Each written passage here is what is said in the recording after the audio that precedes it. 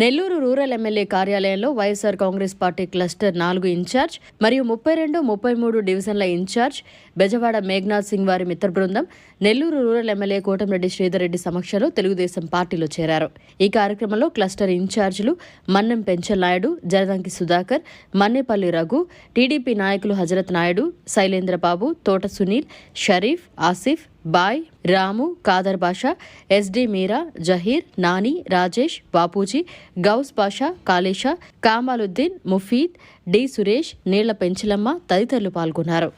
Rural నియోజకవర్గం తెలుగుదేశం పార్టీలో ఈరోజు భారీ ఎత్తున చేరికలు. 1వ డివిజన్ కార్పొరేటర్ జానా నాగరాజ్ గౌడ్, 2వ డివిజన్ కార్పొరేటర్ పడిగినేటి రామ్మోహన్ యాదవ్, అదేవిధంగా YSR Congress party cluster incharge మరియు 33వ division YSR Congress party incharge Meghanath Singh, జిల్లా YSR Congress party ST cell అధ్యక్షుడు పాలకీర్తి రవి, వారి మిత్రబృందం అంతా కూడా ఈరోజు పెద్ద ఎత్తున తెలుగుదేశం పార్టీలో చేరటం జరిగింది. చేరిన వారందరికీ కండువాలు కప్పి సాదరంగా పార్టీలోకి స్వాగతిస్తా ఉన్నాం. నెల్లూరు రూరల్ నియోజకవర్గంలో కష్టకాలంలో ఎవరైతే పనిచేశారో తెలుగుదేశం పార్టీ కార్యకర్తలు, నాయకులు, ఎన్నికల వేళ ఎవరైతే పనిచేశారో అటు తెలుగుదేశం కావచ్చు, జనసేన కావచ్చు, బీజేపీ కావచ్చు, నా సేవ్ రాష్ట్ర కావచ్చు, వారందరినీ, అదేవిధంగా నూతనంగా ఈరోజు పార్టీలో చేరుతున్న వీరందరినీ కలగలుపుకుని ముందుకు సాగుతామని, ఎక్కడా కూడా మొదటి నుంచి తెలుగుదేశం పార్టీలో పనిచేస్తున్న ఏ ఒక్క నాయకుడికి, ఏ ఒక్క కార్యకర్తకి అన్యాయం జరగదని, ప్రతి నాయకుడు కార్యకర్తని, కష్టకాలంలో పనిచేసిన ప్రతి నాయకుడు కార్యకర్త గౌరవాన్ని అన్ని రకాల కూడా గౌరవంగా చూసుకుంటామని, అదేవిధంగా నన్ను నమ్మి ఈనాడు తెలుగుదేశం పార్టీలో చేరుతున్న కార్పొరేటర్లు 1వ డివిజన్ కావచ్చు, 2వ డివిజన్ కావచ్చు,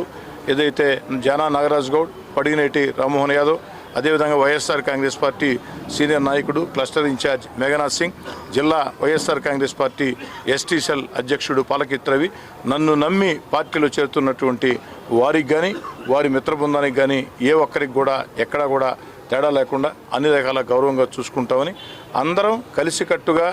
ఒక్క తాటి మీద నడిచి గతంలో ఏ విధంగా నెల్లూరు రూరల్ నియోజకవర్గంలో 26 డివిజన్లు, 18 పంచాయతీలు, 12 ఎంపీటీసీలు గెలిచామో సంపూర్ణ విజయం, 100% విజయం. వచ్చే ఎన్నికల్లో కూడా, స్థానిక ఎన్నికల్లో కూడా సంపూర్ణ విజయం సాధిస్తామని, 100% నెల్లూరు రూరల్ నియోజకవర్గంలో 26 డివిజన్ కార్పొరేటర్లు, 18 సర్పంచులు, 12 ఎంపీటీసీలు, 1 జడ్పీటీసీ గెలుస్తామని, ఎవరైతే పార్టీలో నిజాయితీగా కష్టపడి పనిచేస్తారో వారందరినీ కూడా అన్ని రకాల ప్రోత్సహిస్తామని, ఏదైతే ప్రభుత్వ కమిటీల్లో కానీ, దేవస్థానం కమిటీల్లో కానీ, లేదా మార్కెట్ కమిటీల్లో కానీ, అదేవిధంగా పార్టీ పదవుల్లో కానీ కష్టం చేసిన ప్రతి ఒక్కరికి కూడా న్యాయం చేస్తామని చెప్పని మాట మొత్తం కూడా ఇస్తూ,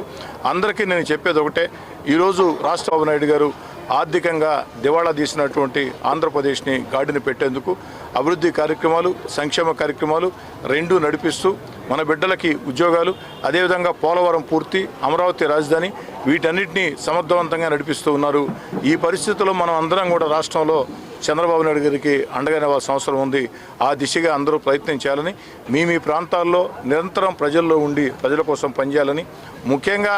గ్రామ నాయకులకి, డివిజన్ నాయకులకి నేను మనవి చేసేది ఒకటే, గ్రామాల్లో, డివిజన్లో అనే కాదు, ఈరోజు పరిస్థితి ఏ విధంగా ఉందంటే ప్రజలకు ఎవరు దగ్గరగా ఉంటారో వాళ్లే నాయకుడు, ప్రజల పట్ల